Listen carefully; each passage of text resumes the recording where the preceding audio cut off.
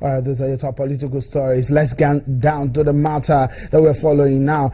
Quickly to some of the top issues that we'll be bringing to you on the program. Let's talk about the FCT election coming up tomorrow, that Saturday.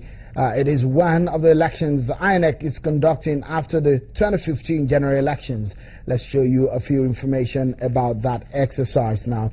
Well, of course, we know that in the FCT there are 6 area councils. They are the Abaji, Buari, Gwagwalada, Kuje, Kwali, and the municipal local government areas.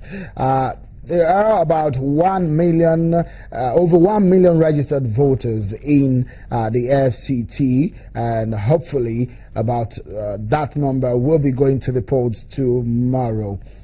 Well, that's it there for you. Let's look at what has happened. This is not exactly the first date for this election. It was postponed from March 19 to April the 9th. But what really happened, and this was the excuse or what the reasons why INEC postponed the exercise in the first place. INEC says that the commission has not been able to get a required number of core members, that is the NYSC, the young graduates who are serving compulsory 1 year term with the nation for the election scheduled for March 19, 2016. It says, given this challenge, the commission began consultations with the authorities of the University of Abuja to get the balance of the required number of ad hoc workers which has been received, but it is not possible to adequately train and deploy them for the exercise.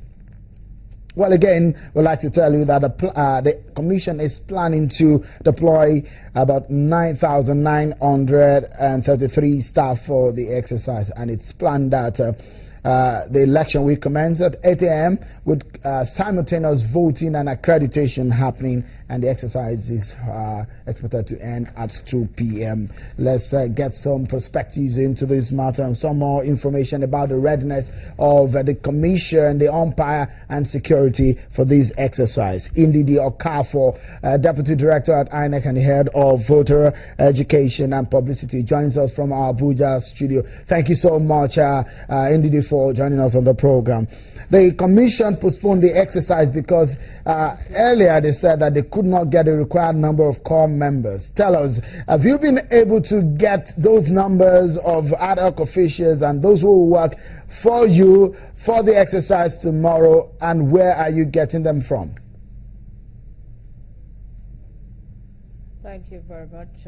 You did correctly give the reason why the election was postponed being issue, because the Commission was not able to get the required number of ad hoc workers. But I'd like to say that that problem has been solved now, because the Commission looked at possibilities, different possibilities, and was able to get ad hoc workers from the University of Abuja, and the balance it got from its data bank of ex-corpers.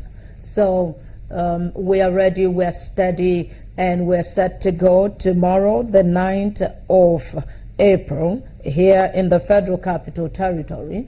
The exercise will be on between 8 a.m. to 2 p.m. However, the last man on the queue by 2 p.m. will still be allowed to vote. So it is indeed 8 a.m. to 2 p.m. accreditation and voting at the same time, simultaneity, because people had in the past complained that they had to wait for long hours on queue. So the Commission has changed that and has decided to listen to the views of the people so that they can cast their votes with less problem, with less hassles, and go home. Indeed, we know that, for what we know is that most of the ad hoc officials INEC use from the NYSC, but when you could not get enough at the NYSC the other time, which of course resulted to the postponement of the exercise, are you able to solely get from the University of Abuja like the REC said earlier on a few weeks ago? Yes, we did get students of the University of Abuja, and then we made up the balance from our data bank of ex-corpus. All right, so how many students are serving corps members? You have. How many students are you getting from University of Abuja to add up to what you have? I don't. Well, I do not have that data disaggregation right here now, but what I'm saying is that you have three categories drawn. You have those we call the presiding officers. You have the assistant presiding officers. You have those, the APO 1 and 2, that is assistant presiding officer 1 and 2. There are those who would do strictly crowd control, queue control, and there are those that will handle the card readers, and then those who will manage the polling area. Indeed, quickly tell me. You have three categories. The serving. I was going to ask corps members. Okay, I was going to ask you about some of the devices you're going to be using for the exercise. For example, the technology, the card reading device that you will be using. Some of the device, from the information we got on the ground, some of them are going to be used for the first time for this exercise. Why are you going to use some of new ones, not those ones that are used in the 2015 general elections? Oh, well, let me give you this answer. What the Commission is doing all the time is to improve on service delivery, to improve on the electoral services that it renders to the people. So it does everything possible within the ambit of the law to ensure that it delivers credible services. The card readers, as you know, do two things. First is verification, and that is very important to the Commission. That is, the card reader tries and ensures that no clone card is used for voting. That's the essence of verification, and it does that 100%.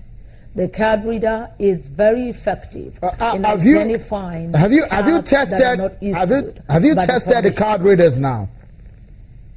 The ones that are going to be used for tomorrow, the new ones that you are deploying. No problems with the card readers. I like to allay the fears. No problems at all. I like to allay the fears of the good people of the FCT. Where you would normally become apprehensive is in the area of authentication. That is, trying to authenticate the fingerprints. That's not going to be a problem. The Commission has a backup. You have the incidents forms, and then you have technical officers that will be on ground tomorrow, so that if there's any hitch at all, the technical officers will quickly intervene. Okay, let me quickly take you on the issue of security now. We understand that INEC works closely with security agencies to ensure safety of lives, voters and ad hoc officials, and of course the votes themselves,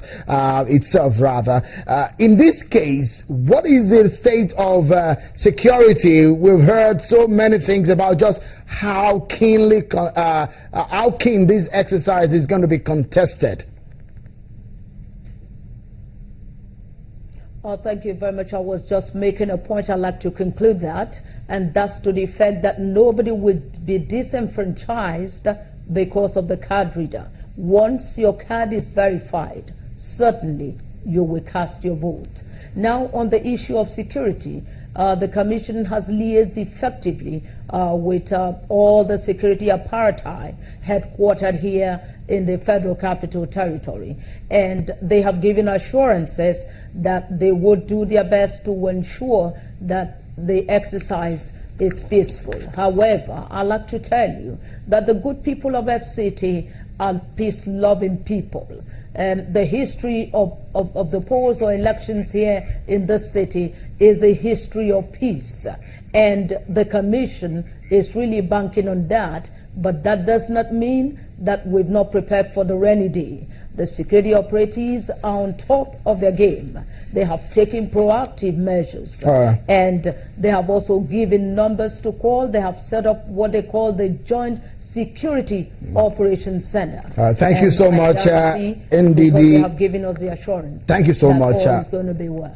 Thank you so much for the information. NDD Okafor, the Deputy Director and Head of Voter Education and Publicity at INEC FCT office. Many thanks for talking to us. We'll take a moment. And when we return, we'll talk more on the FCT election from another perspective, however. And we will also touch on the ripples over the Rivers rerun election. Join us again.